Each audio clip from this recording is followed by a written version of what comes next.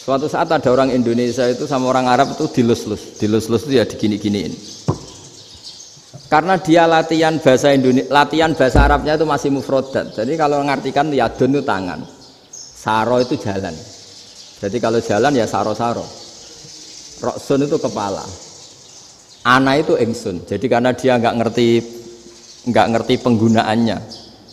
Itu bahasa Arabnya itu yadun anta. Jadi bukan yaduka tapi yadun anta. Berarti tangan kamu. Saro-saro itu jalan-jalan.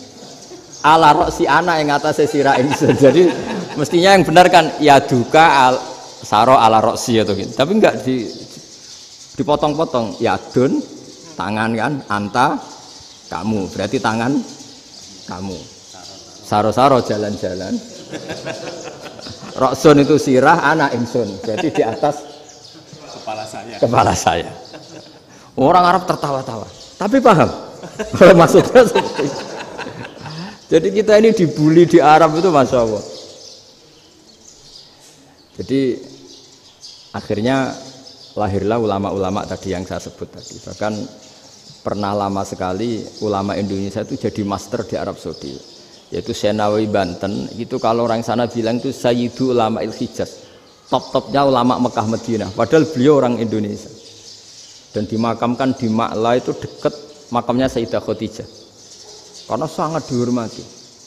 Nah, di antara sebab dihormati adalah ketika orang memahami syahid, maknanya pokoknya maktulal kafir.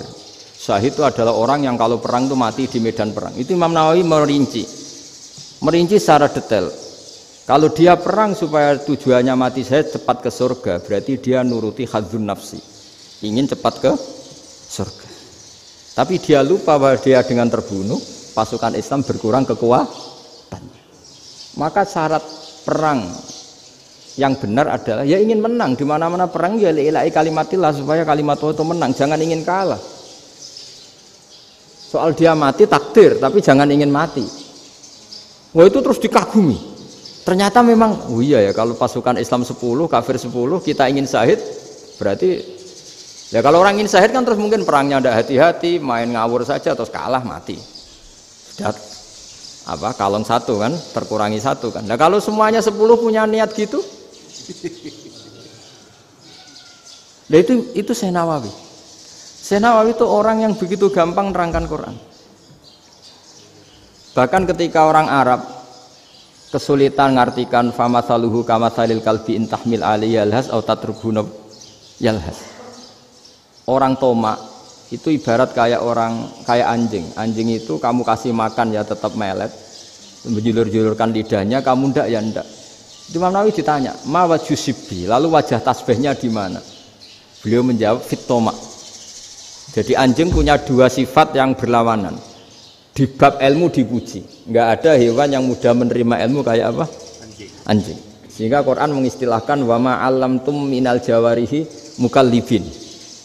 Hewan yang mudah diajari itu oleh Quran dibahasakan sudah menganjing. Karena anjing adalah hewan yang paling mudah apa?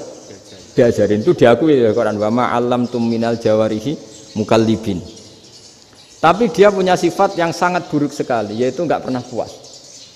Makanya ketika Bal'am bin Ba'ura, ada tokoh yang kedonyan ya.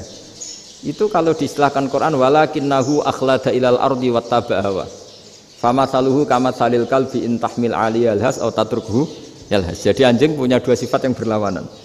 Di bab ilmu dipuji karena paling mudah diajarin.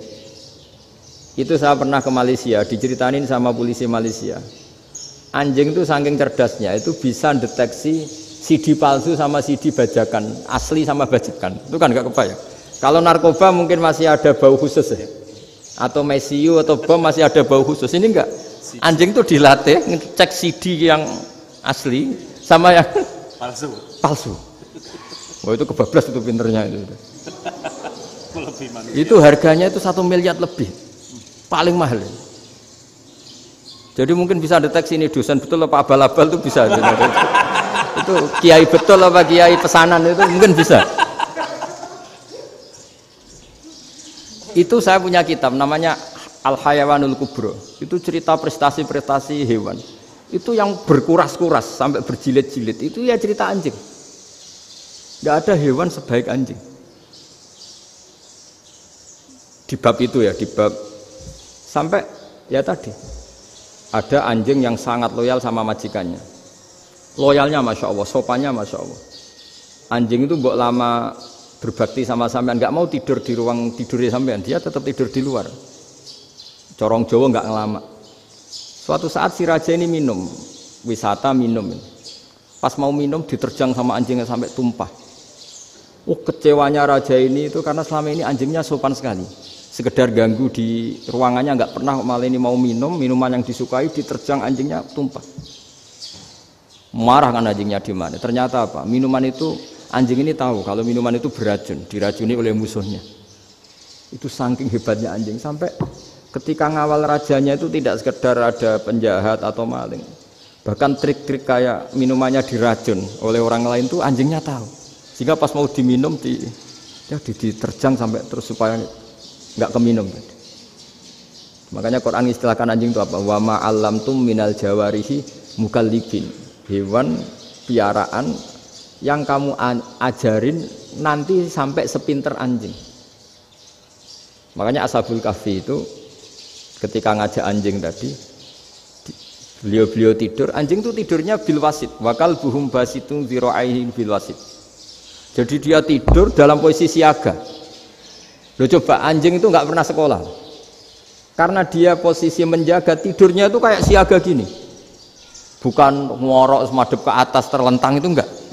Andai kan dia tidur terlentang itu kan yang mau mengganggu kan, wah asune turu, itu enggak. Dia tidur posisi siaga, makanya disebut lawit tolak ta'alaihim lawalaita minhum firaron. Kalau kamu melihat anjing itu pasti lari karena dia posisi siap merekam. Jadi tidur tapi posisi siap merekam. Jadi matanya tetap terbelalak kayak siaga. Padahal itu enggak diperintah, ya dia memang punya nalar untuk itu. Ini disebut wa ma 'allamtum minal jawarihi mukallibin.